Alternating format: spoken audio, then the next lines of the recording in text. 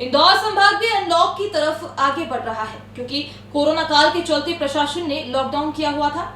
Unlock की प्रक्रिया शुरू होने के साथ साथ एक बार फिर से पुलिस के सामने चुनौती खड़ी हो चुकी है क्योंकि बमुश्किल पॉजिटिविटी रेट को कम किया जा सका है। देखिए हमारी ये खास रिपोर्ट। कोरोना काल के कारण प्रदेश में लॉकडाउन के चलते लोगों को कई बंदिशों का सामना करना पड़ा था। अब प्रदेश अनलॉक की तरफ आगे बढ़ रहा है। जिस तरह से लॉकडाउन के समय पुलिस के लिए काफी चुनौतियां थी, एक बार फिर अनलॉक के दौरान भी पुलिस प्रशासन कई चुनौतियों से जूझेगा। उद्देश्य यह है कि जो अभी लंबे समय की मेहनत के बाद परिस्थितियां नियंत्रित हुई हैं, उसमें किसी ढील के कारण अनावश्यक उसमें किसी भी तरह की समस्या पैदा ना हो, उससे समस्या ऐसा ना हो कि स्थिति फिर पलटने लगे। इसलिए भी थोड़े संयम के साथ हमें इन परिस्थितियों से सामंजस्य बिठाना होगा और आने वाले कुछ दिनों तक अभी ये चीज़ें इस ढंग से चलेंगी।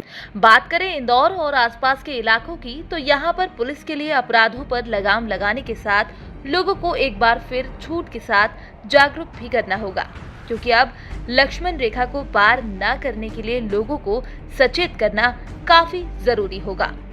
किसी भी तरीके के इस तरह के लॉकडाउन या जनता कर्फ्यू या किसी भी तरह के प्रतिबंधों के बाद जब प्रतिबंध छूटती हैं तो अपराधों की संख्या में अचानक वृद्धि आती है और इन अपराधों का स्वरूप देखें तो समान तौर पर यह जो अपराध होते हैं आर्थिक अपराध यानी कि जो प्रॉपर्टी ऑफेंस है उसकी तरफ ज़्यादा होता है।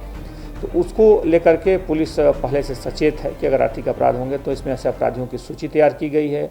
इन चीज़ों पे पुलिस लगातार अंतर जो दूसरे जिलों के जो अपराधी हैं जो करके दूसरे क्षेत्रों में भाग जाते हैं, इन सारे चीज़ों पर जानकारियों में पुलिस नज़र रख रही है। सारी जानकारियाँ निकाली गई हैं और इसमें अगर कहीं भी कोई प्रारंभिक सूचना मिलती है या सक्रियता दिखती है तो पुलिस उसमें तत्कालिक कार्रवाई सुनिश्चित करेगी। इंदौर संभाग के आसपास के इलाके जैसे बड़वानी, खंडवा और खरगोन में भी पुलिस को ग्रामीण इलाकों में लोगों को कोरोना के प्रति सतर्क करना होगा क्योंकि पुलिस के लिए दायरे हटने से चुनौती काफी बढ़ चुकी है।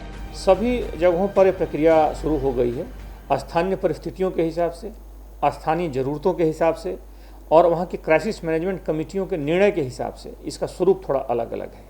जैसे कि कल तक अगर हम देखें तो बड़वानी, खरगोन, बुरहानपुर जैसे ज़िलों में एक तरफ के यानी कि आधी दुकानें खुली थीं ऑड और इवन नंबर के आधार पर, सम और विषम संख्या के आधार पर आधी आधी दुकानों को खोले जाने का निर्णय लिया गया था।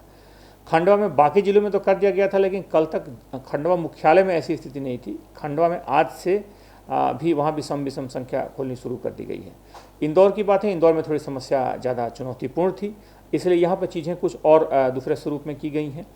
यहाँ पर निर्माण सेक्टर को खोला गया है, मुख्य तौर पर जो भवन निर्माणों से जुड़ी चीज़ों में रियायत दी गई है।